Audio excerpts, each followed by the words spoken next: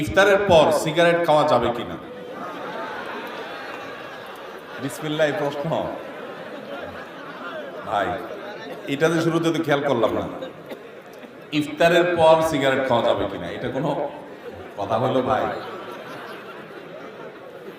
ইফতারির পর আসলে হয়তোবা প্রশ্নটা এমন কোনো ভাই করছেন যিনি প্রশ্নটা লিখে পাঠিয়েছেন, হয়তো এই বেচারা সিগারেটের বদভ্যাস আছে, আবার লোকটা রোজাদার, তো সারাদিন ধূমপান ছাড়া থাকতে থাকতে থাকতে থাকতে বেচারা অধৈর্য হয়ে ইফতারের পরপরই হয়তো বা সিগারেট দিয়ে ইফতার করে কিনা আল্লাহ জানে।